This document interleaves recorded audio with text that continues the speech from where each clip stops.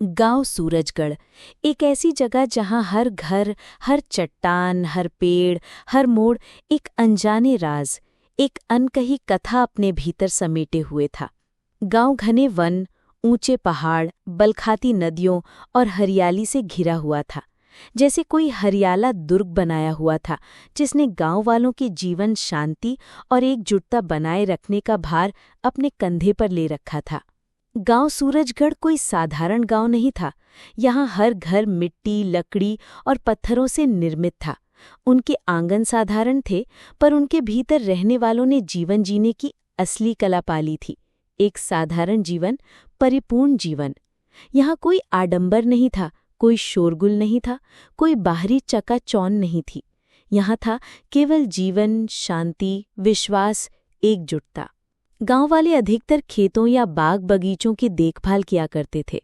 उनके जीवन का मुख्य साधन वही था, गेहूं, चावल, फल, सब्जियों की पैदावार। वही उनके भोजन, उनके आदान प्रदान, उनके जीवन जीने का साधन था। हर घर एक छोटा आंगन था जहां गायें, बकरियां, मुर्गियां पलती थीं। हर परिवार आत्मनिर्भर था, एक दूसरे पर अधिक निर्भर नहीं था, फिर भी उनके सुख दुख एक साथ थे। गांव सूरजगढ़ का हर त्योहार एक सामूहिक उत्सव हुआ करता था। होली पर सभी एक साथ रंग खेलते थे। दिवाली पर हर घर दिया जलाकर गांव की हर गली, हर चट्टान तक उजाला फैला देता था। कार्तिक पूर्णिमा पर गांव वाले नदी किनारा भर दिया हुआ होता था असंख्य दियों की आभा से। यहाँ हर कार्यक्रम एकजुट होकर किया जाता था। हर सुख एक साथ मनाकर अधिक सुखद बनाया जाता था। गांव वालों ने जीवन जीने का एक अनोखा ढंग अपनाकर रखा था। एक तरफ उनके जीवन साधारण थे, पर उनके भीतर एक असाधारण एकजुटता थी, एक विश्वास था, एक अपनापन था। उनके संबंध खून तक ही नहीं थे, गांव ने उन्हें एक परिवार जैसा बनाया था। गांव ने अनगिनत मुश्किलें देखी थी। सूखा आया, बाढ़ आई, बाहरी लोगों ने उनके साधनों पर नजरें गड़ाईं, लेकिन हर बार गांव ने एकजुट होकर इसका मुकाबला किया। हर मुश्किल ने उनके संबंध अधिक मजबूत किए। गांव ने एक तरह की आंतरिक शक्ति अर्जित किया था, एक ऐसी शक्ति जो बाहरी आघाती परिस्थिति से अधिक उनके भीतर थी।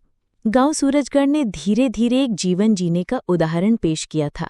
एक साधारण जीवन, परिपूर्ण जीवन। एक जीवन जहां कोई ऊंच नीच नहीं थी, कोई भेदभाव नहीं था। हर व्यक्ति गांव का अभिन्न हिस्सा था। हर कोई एक दूसरे की मुश्किलें बांटने आया था। यहाँ तक कि बूढ़े लोगों का आदर किया जाता था, उनके अनुभवी जीवन जीने का मार्ग तय किया करते थे। गांव सूरजगढ़ ने जीवन जीने की एक ऐसी परंपरा खड़ी किया थी जो बाहरी दुनिया ने भुला दिया था। यहाँ सुख अधिक सुविधाओं या अधिक साधनों से नहीं आया।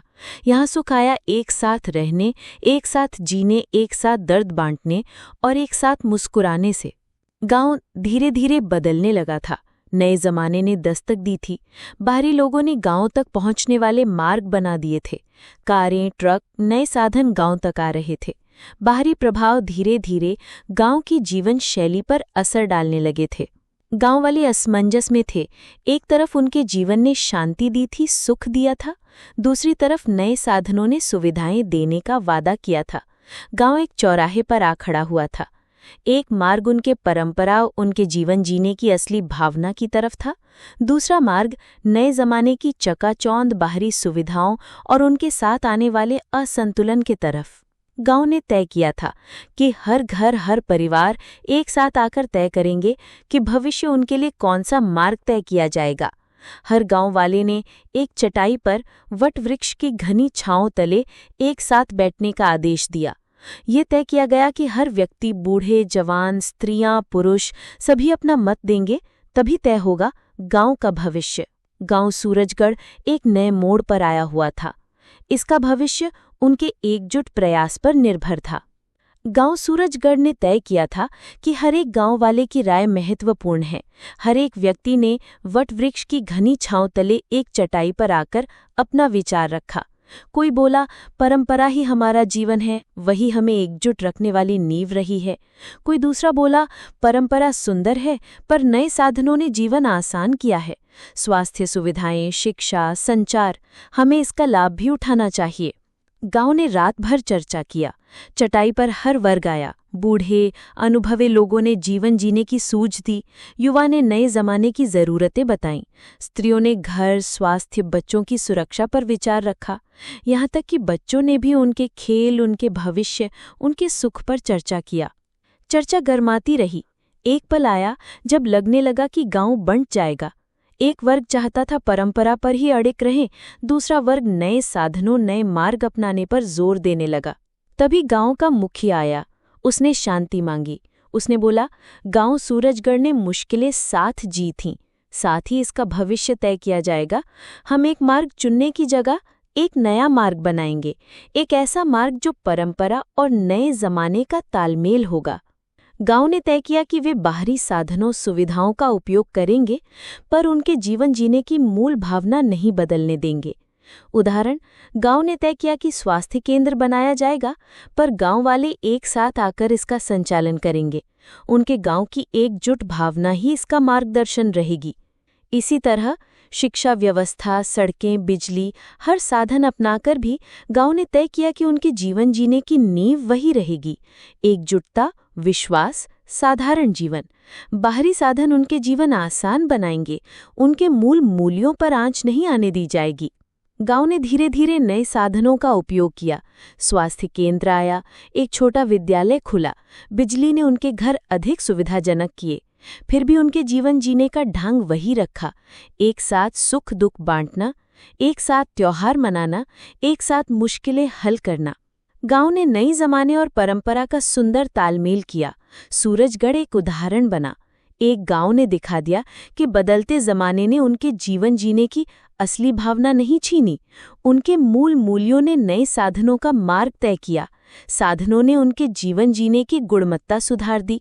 गांव ने एक बार फिर एकजुट होकर तय किया, जीवन जीने का असली सुख साधनों या सुविधाओं से नहीं आता।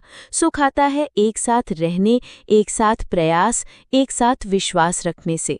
गांव सूरजगढ़ ने तय किया, उनके लिए नया जमाना कोई खतरा नहीं था, एक साधन था उनके जीवन जीने की परंपरा अधिक सुंदर, अधिक सुविधाजनक बनाने का। गांव सूरजगढ़ ने नए साधनों और परंपरा का तालमेल बिठाकर जीवन जीने की एक अनोखी नींव तैयार किया था। हर घर अधिक सुविधाओं से भरने लगा। लोगों ने स्वास्थ्य केंद्र, शाला, मार्ग, हर सुविधा अपनाई। फिर भी उनके जीवन जीने का मूल ढांचा वही था, एकजुटता, विश्वास, साधारण जीवन। गांव ने तय किया कि कोई बाहरी साधन उनके संबंध नहीं बदलने देगा। उनके सुख दुख एक साथ ही रहें, उनके त्योहार एक साथ ही मने, उनके जीवन जीने की प्रेरणा वही रहे, एक दूसरे का साथ। गांव धीरे धीरे बाहरी लोगों, पर्यटकों, शोधकर्ताओं का भी ध्यान खींचना शुरू कर दिया। लोगों ने आना शुरू किया। सूरजगढ़ एक उदाहरण था, एक गांव जिसने नए साधनों का उपयोग किया, पर अपनी अस्मिता, जीवन जीने का ढंग नहीं खोया।